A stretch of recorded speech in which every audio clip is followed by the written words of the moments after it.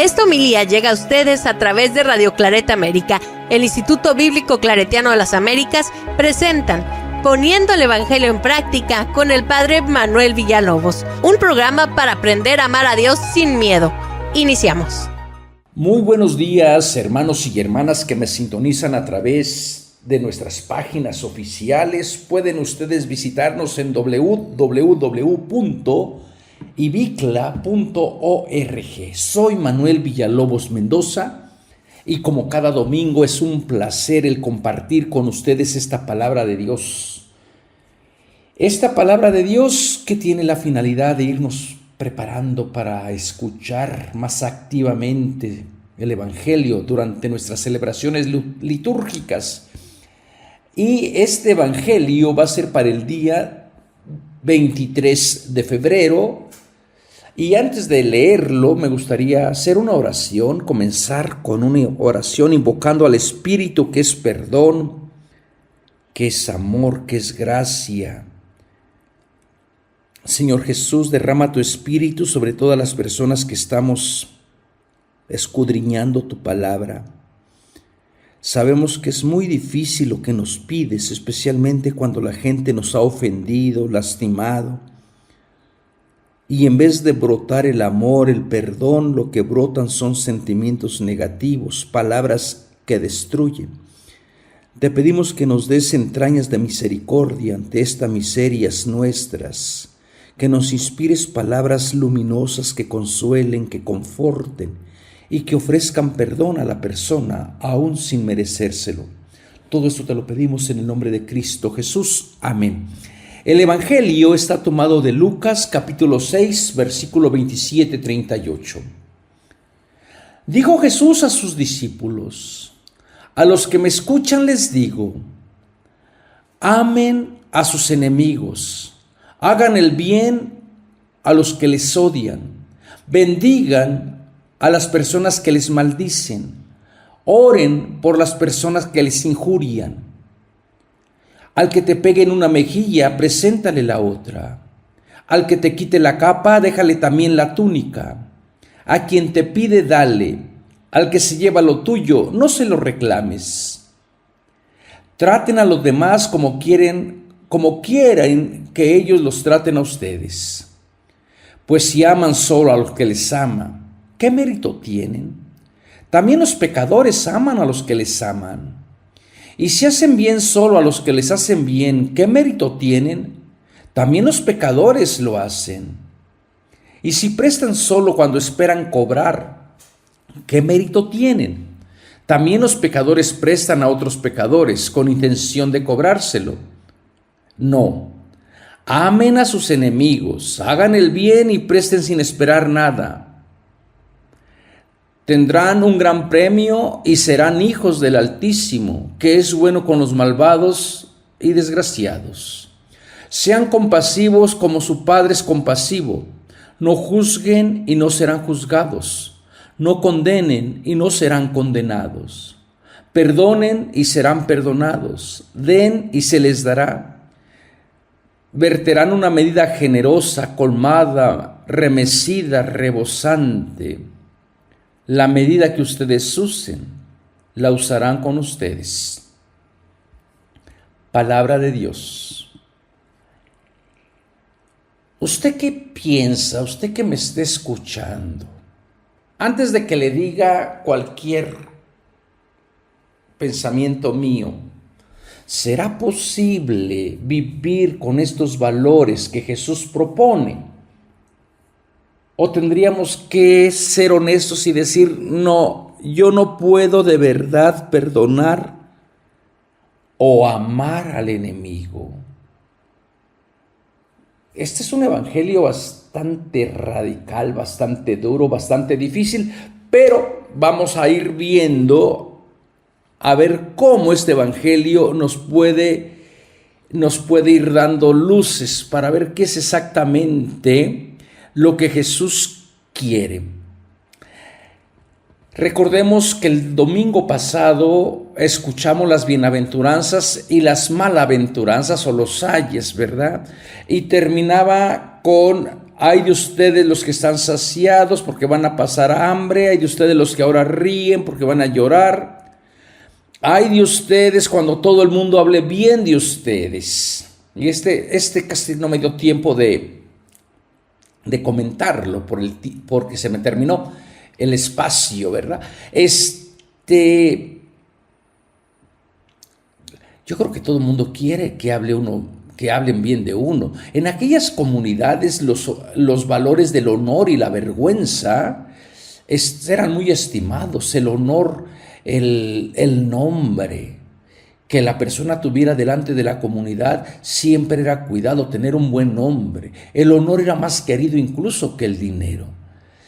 Pero parece ser que Jesús revierte esos códigos de valores, porque dice que esos valores prácticamente de esa misma manera trataron a los falsos profetas, ¿verdad? Y eso, los profetas antiguos que gozaban de estima de sus contemporáneos resultaron ser embabucadores. Eso fue el problema que llevó a Israel a la ruina. Isaías 30, 10, 11, Jeremías 5, 31, 6, 14, 23, 16, 17, Miqueas 2, 11. Los falsos profetas. ¿Por qué será que la gente siempre alaba a los falsos profetas y no se pone a discernir si la persona viene a traer el mensaje de Jesús o se viene a traficar con el evangelio? Enseguida de esos ayes este evangelio. Pero en cambio a ustedes que me escuchan les digo, recuerden que la audiencia de Jesús eran los discípulos. Y con esto Lucas está abriendo un nuevo apartado. Está introduciendo un nuevo tema. Y aquí ya viene la enseñanza que Jesús va a dar, ¿verdad?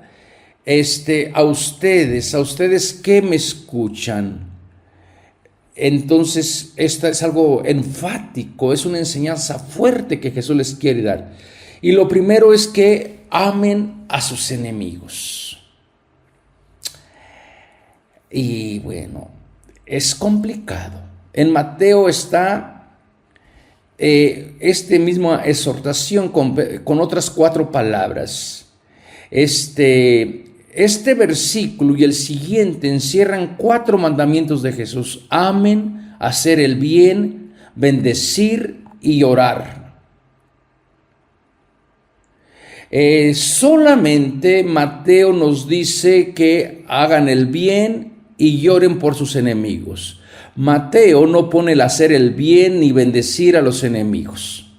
Entonces quiere decir que Lucas parece que le aumentó estos otros 2 obras, vamos a decir obras de caridad a favor de los enemigos.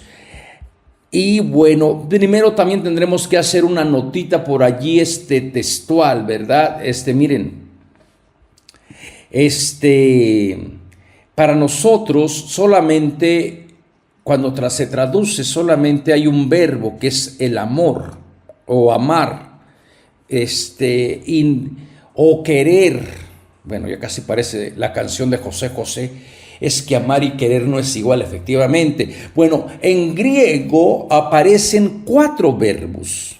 4 verbos que tienen o que se pueden traducir por amar, y que es necesario entender estos 4 verbos para poder ir entendiendo qué es lo que Jesús le está pidiendo a esta comunidad, o qué es lo que Lucas quiso recuperar o enfatizar acerca de esta enseñanza. Entonces, lo primero que aparece es el verbo que tiene la connotación sexual, el amor sexual, y ese verbo en el griego viene con el verbo de eros, erao. Este es el verbo que se emplea para describir el amor romántico, el amor sexual, el amor que se da entre las personas. Entonces este verbo, de allí de erao, eros, de allí viene la palabra erótica, es lo que tiene que ver con la sexualidad. Después viene otro verbo que tiene que ver con la parte de el amor a la familia, el amor de la amistad, el amor familiar, el amor familiar, que es el verbo destergo y que se expresa en griego todas las relaciones a la familia, el cariño de los padres a los hijos, el amor de los hijos a los padres, se expresa con el verbo destergo, ¿verdad? Y después viene otro tercer verbo, que es el amor que se da entre los amigos, entre la amistad, que es el verbo de fileo.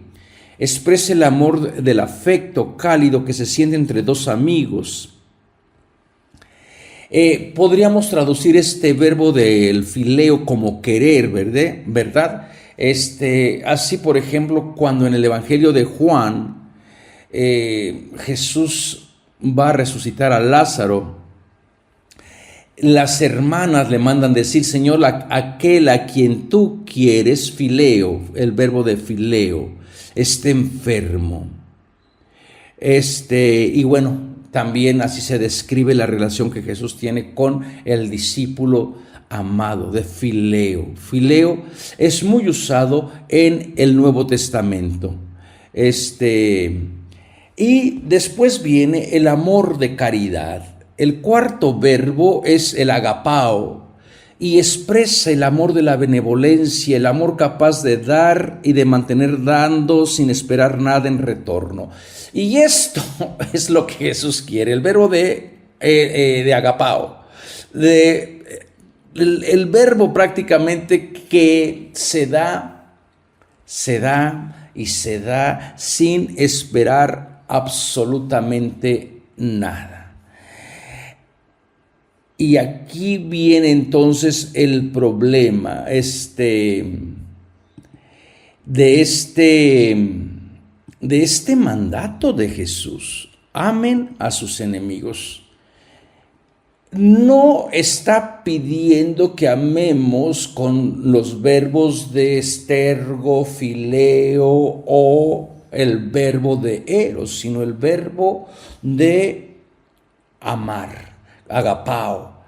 Y este verbo entonces de agapao tenemos que entenderlo como el distintivo de la persona seguidora de Jesús. Y necesitamos también entender el concepto vigente de la antigüedad con respecto a la figura del enemigo. ¿Quién era el enemigo? Diversas concepciones de esa realidad aparecen ya en las primeras obras de la literatura griega. En Hesiodo, por ejemplo, en su obra de los Trabajos y los Días, en Píndaro, se encuentran algunas descripciones y algunos mandatos para amar al enemigo. Fíjense lo que decía el Píndaro en su obra Odas Píticas, así se llamaba. Decía: considero como norma establecida que uno tiene que procurar hacer daño a sus enemigos y ponerse al servicio de sus amigos. Eso era lo que la gente regularmente entendía, ¿verdad? Pero incluso en la cultura griega fue emergiendo poco a poco una concepción diferente. Por ejemplo, cuando Pericles insiste en que hay que vencer a los enemigos por medio de la magnanimidad y la tolerancia, fíjense, ya se van metiendo otras ideas, o van avanzando en unas nuevas relaciones. Hay que vencer al enemigo, hay que procurar hacer daño a sus enemigos, decían los primeros, pero ahora hay que vencer a los enemigos por medio de la magnanimidad y la tolerancia. Y también lo que decía Diógenes Laercio, ¿verdad? Filósofo que iba contra toda la moral establecida. Fíjense lo que decía él: hay que comportarse de tal manera que no se convierta a los amigos en enemigos, sino hacer de los enemigos verdaderos amigos. Incluso muchos historiadores han querido ver a Jesús como una especie de seguidor de Diógenes Laercio, con ese tipo de filosofía, ¿verdad? Diógenes Laercio como el fundador del cinismo, el movimiento cínico, que cuestionaba los valores de aquella época, los principios de aquella época, y bueno, de alguna manera iba en contra de la tradición. Entonces Diógenes Laercio parece que tiene esta idea también de, por medio del bien, ganar al enemigo. Algunos escritores judíos influenciados por esta filosofía griega también tenían esta idea de ganar al enemigo por medio del bien. Y es en este contexto que tenemos que entender esta enseñanza de Jesús. Jesús que pide una benevolencia, un amor desinteresado y extraordinario con las personas que prácticamente le hacen a los seguidores de Jesús un mal. Hagan bien al que les odia. Recuerden que les dije que este es un añadido que Lucas le pone para concretizar o para enfatizar que no está hablando solamente de algo abstracto, de algo utópico, de algo que no se va a poder llevar a la práctica. Parece que en la mente de Lucas o en la mente de Jesús es posible ganarse al enemigo haciéndole bien. Haciéndole bien, como diría Diógenes Laercio. ¿Ustedes qué piensan? ¿Será posible esto? Fíjense que lo que pide Jesús no es, y aquí hay que ser bien claros, amarlo, entrar en un estilo de vida donde se involucren sentimientos. En otras palabras, ama a la persona, no porque la persona se lo merezca, sino porque tú mereces vivir libre de esas ataduras, de esa energía que te consume, de esos resentimientos. Yo lo he experimentado, les voy a confesar, mira, hay tantas personas que la verdad, que no merecen ni siquiera que los odie. No porque sean buenos conmigo, pero yo no puedo estar perdiendo mi tiempo en odiar, en estar pendiente, saber qué están haciendo, qué no están haciendo, qué dicen, qué no dicen. No, que Dios no les deseo el mal. Si puedo, les ayudo. Esta es la finalidad de estos verbos, es decir, no les hagas mal, no te involucres emocionalmente con ellos, pero si tú puedes, hazles un bien, gánatelos por medio del bien. Esto se explica bastante bien. En primer lugar dice, hagan el bien a los que les odian, o sea, devuelvan bien por mal. Esto es lo que San Pablo citaba en la carta a los Romanos, en el capítulo 12, 20, 21, al mismo tiempo que Pablo también va trayendo otra tradición desde el libro de los Proverbios. Fíjense lo que decía San Pablo: si tu enemigo tiene hambre, dale de comer; si tienes sed, dale de beber. Así le sacarás los colores a la cara. Y concluye: no te dejes vencer por el mal, vence al mal a fuerza del bien.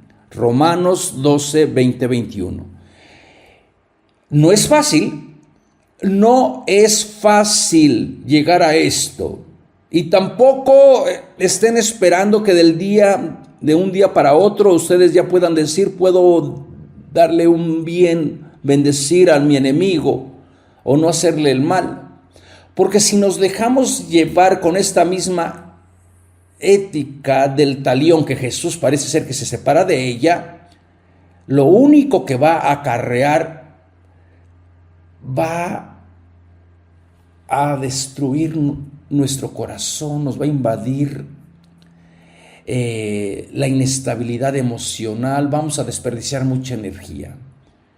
Es cierto que hay personas que no se merecen mi amor, pero yo, que Dios les bendiga, que Dios les cuide, si está en mis manos, por lo menos no les deseo nada malo, ni les voy a hacer nada malo, y si está en mis manos, puedo hacerles un bien, pero no involucrarme emocionalmente, porque sería tonto estar amando. No soy masoquista, ¿verdad? Y eso es y Jesús tampoco quiere eso. Entonces, esto es lo que Pablo recomienda, siguiendo la línea de Jesús. Jesús luego dice: bendigan a los que los maldicen. Bendecir es decir bien, hablar bien de alguien. O sea, aunque uno diga mal de ustedes, no digan mal de ellos, aunque ellos estén hablando. ¿Por qué? ¿Para qué te vas a meter a estarte defendiendo de que me dijo, de que anda diciendo, de que esto, de que el otro? No. Hay gente chismosa, es que le encanta vivir, es gente sin qué hacer. Y uno no está hecho para perder el tiempo. Bueno, no lo pierdan de esa manera. Recuerden que uno no es bote de basura para venir colectando basura de malas palabras, de malos tratos, no. Que Dios los ayude, que Dios les cuide, que Dios les bendiga, pero hay que tenerlos separados de nosotros. Y luego recen por los que los injurian. Orar por alguien que lo necesita es pedir a Dios que le dé su gracia. Y eso también sería bueno para nosotros, ¿verdad? Así que, hermanos y hermanas, estos sentimientos, vuelvo y se los repito, no son fáciles de llevarse a cabo. Hagan el bien al que les odia. Pues imagínense, ¿cómo va a ser posible? Bendigan a los que los maldicen. Si tenemos toda una tradición de maldiciones contra las personas que nos hacen el mal. Fíjense cómo era la regla de los esenios, que decía: los hijos,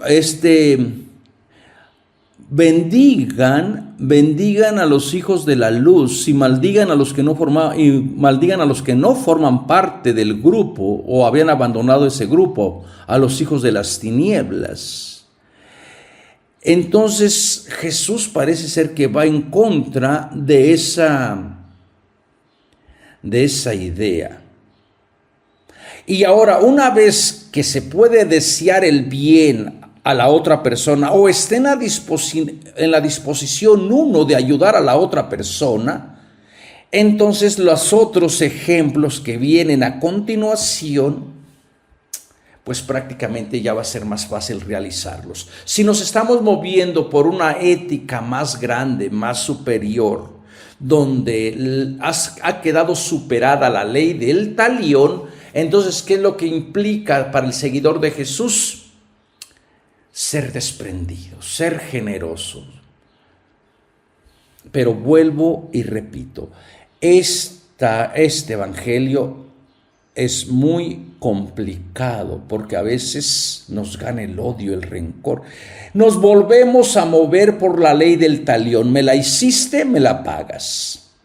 Hablaste mal de mí, yo hablo mal de ti. Porque así es como se mueve el mundo. Así es como se movía aquella sociedad. Pero Jesús tiene que educar a su comunidad a decir: ustedes tienen que ser personas diferentes, y aquí viene, ser separados, no entrar en esos dimes y diretes de la comunidad. Y lo primero es, al que te pegue en la mejilla, preséntale también la otra. Entonces, esta idea de la mejilla es un hombre que no puede conservar su cuerpo intacto, o que es víctima de otro hombre, prácticamente es reducido a un estatus de mujer por no saber defenderse, ¿verdad? Entonces, esta expresión de Jesús, del que te golpea en la mejilla, probablemente se refiere a la situación en que un seguidor de Cristo, precisamente por ser seguidor de Cristo, recibe una bofetada como señal de injuria y desprecio por parte de quien rechaza el mensaje cristiano. Este es el precio a pagar. No es que la persona está poniendo la mejilla para decir, a ver, voy a buscar a ver quién me va a golpear en la mejilla, sino la bofetada me viene a consecuencia de seguir a Cristo Jesús. Ante esa clase de insulto, el seguidor de Jesús no debe acudir a los tribunales y presentar denuncia, sino que debe aceptar la ofensa e incluso estar dispuesto a recibir otra bofetada como muestra del espíritu de amor que debe caracterizar al verdadero seguidor de Cristo. Es la no violencia. Y con eso también se rompe el ciclo de violencia. Si alguien te da un golpe y tú respondes en golpes o le regresas el golpe, es probable que se continúe una espiral de violencia que al final va a hacer más daño que bien. Lo que propone Jesús es corte esa espiral de violencia. Si por el hecho de ser cristiano te dan una bofetada, tú tienes el derecho de ir a quejarte o de meter, la ley te asiste porque has sido víctima de esta injuria que te ha ridiculizado, que se ha robado tu masculinidad, ¿verdad? Tú tienes el derecho de ir al tribunal. Pero en la propuesta de Jesús no hagas caso de ese derecho porque te estás moviendo por un bien más grande. Y ese bien más grande es el amor al enemigo. Amor a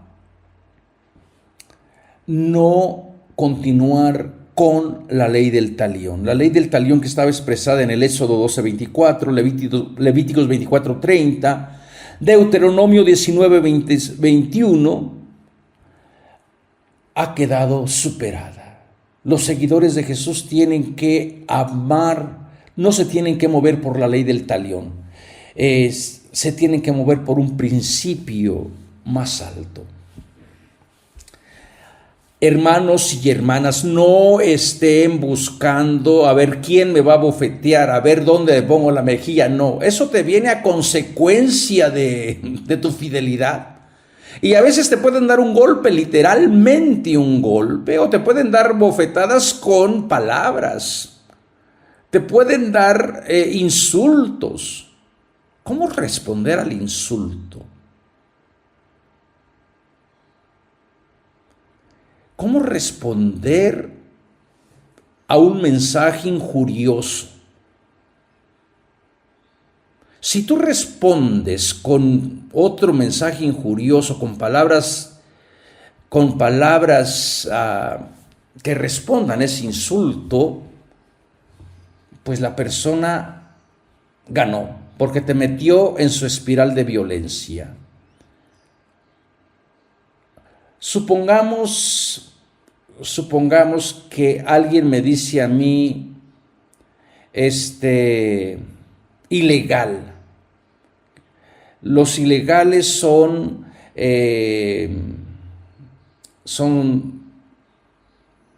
sucios, traen la droga a Estados Unidos, se comen a los gatos, a las mascotas, decía Donald Trump, se roban los trabajos. Entonces, y alguien me grita en la calle, ilegal, y yo le respondo el insulto, esto es exactamente lo que la otra persona esperaba. Pero si yo asumo el insulto y no respondo, de alguna manera pongo un alto a ese insulto, a esa espiral de violencia, de lenguaje injurioso. Hay un libro de una filósofa que yo quiero mucho que se llama Judith Butler, y trata sobre este tema, todo un libro sobre el lenguaje incendiario, cómo cuando te llaman nombres, Cuando alguien te llama nombres, ¿cómo responder? Bueno, aquí, cuando alguien te da una cachetada, una bofetada, si tú tratas de dar otra, muy probablemente vas a terminar más lastimado, porque seguramente aquella persona está en posición de autoridad. Ante la violencia, mejor no hacer nada. ¿Por qué? Porque es una manera también de protestar, ¿verdad? Y después vienen las otras indicaciones. Al que te levante el manto, al que te quite el manto,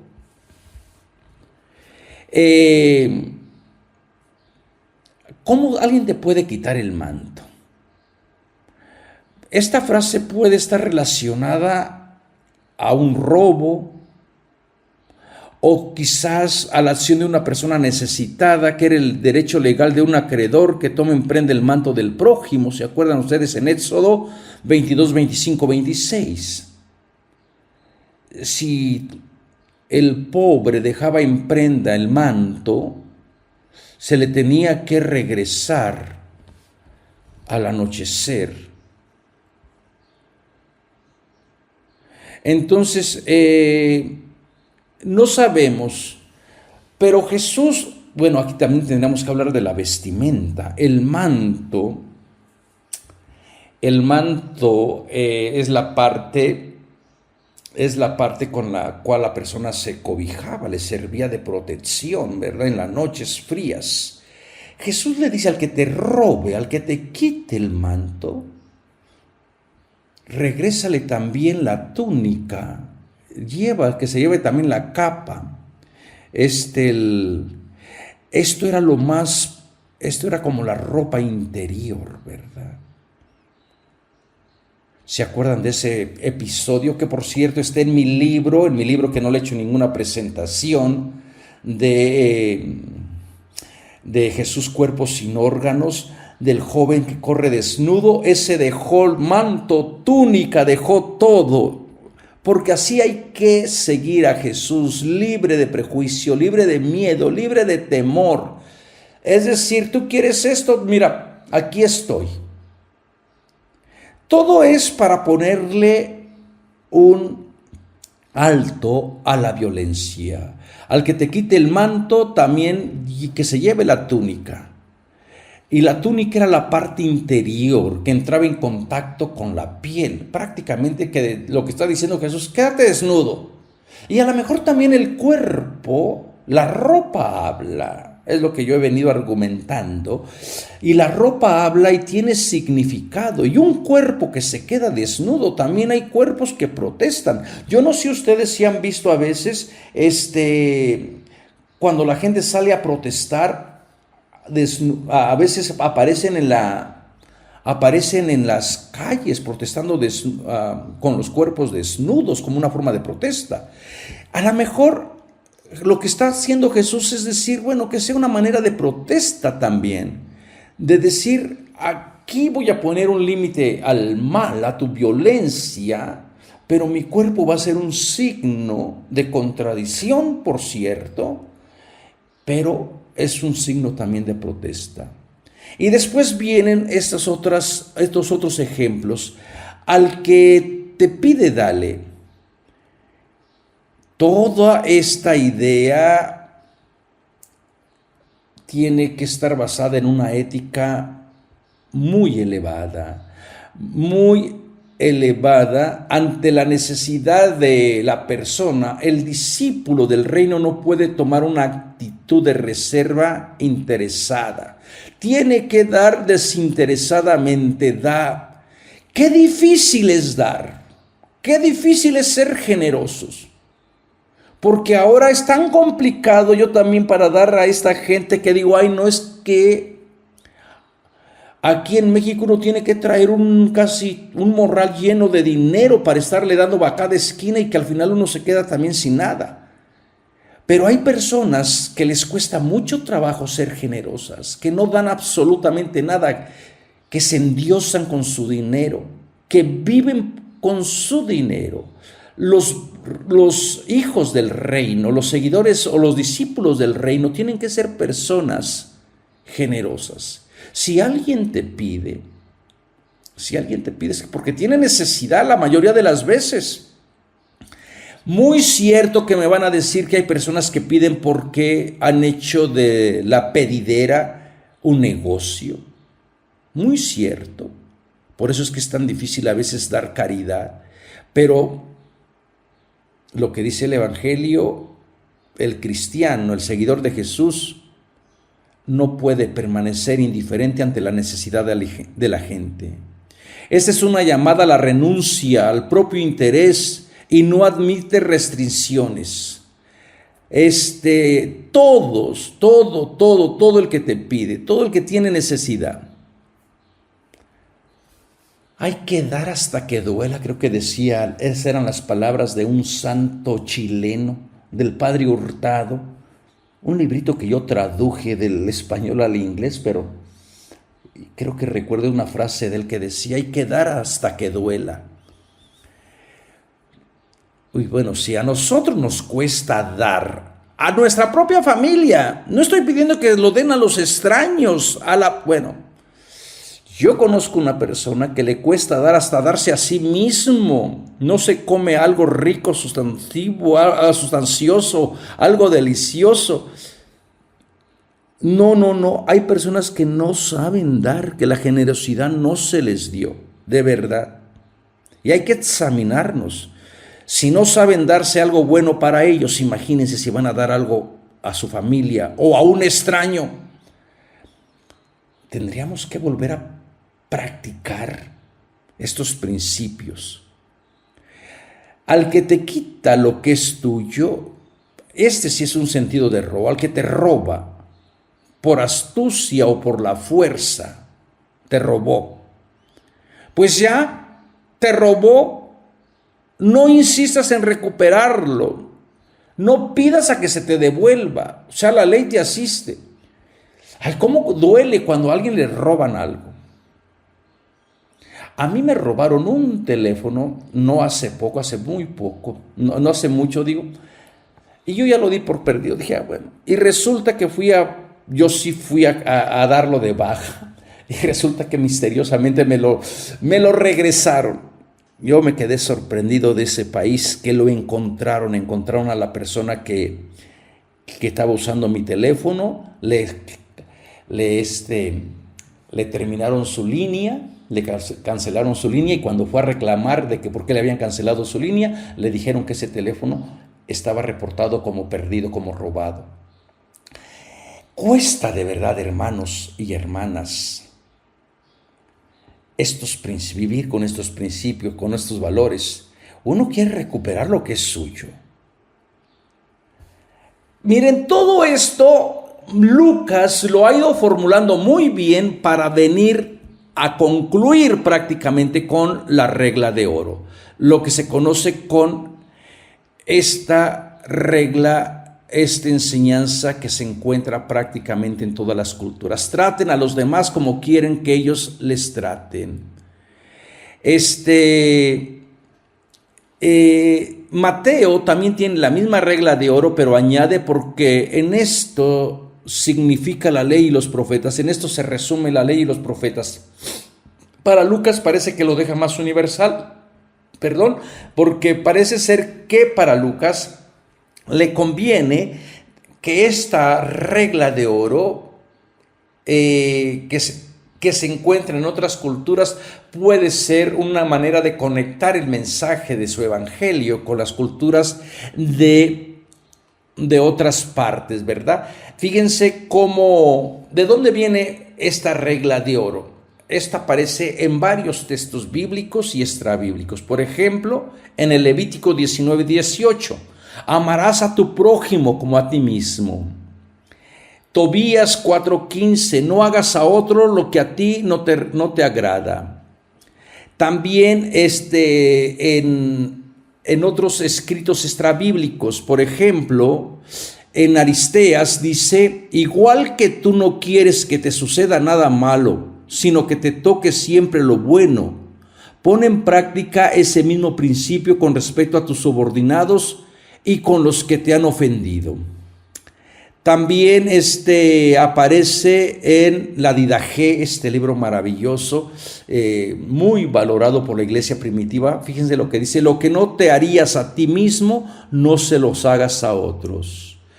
También hay otras máximas que se le atribuye al rabino, a Hillel, y que decía: lo que te resulte detestable, no se lo hagas a los demás. En esto se resume toda la ley, lo demás es comentario. Apréndetelo bien. Esa es una máxima que se le atribuye a Hillel. Había dos rabinos muy famosos, Hillel y Shammai. Shammai era muy conservador y cuentan que un día fue un pagano y le dijo a Shammai: me voy a hacer judío si logras explicarme toda la ley mientras yo me pongo en un solo pie. Y Shammai le dijo: retírate de aquí, no te estés burlando de la ley. Va el mismo judío el mismo pagano con Hillel, que era más abierto en su interpretación. Le pregunta lo mismo: me voy a hacer judío si logras explicarme toda la ley mientras yo me pongo con un solo pie. Y Shammai le respondió: lo que te resulta detestable, no se lo hagas a los demás. En esto se resume toda la ley, lo demás es comentario. Apréndetelo bien. Ojalá y aprendiéramos esta ley, ¿verdad?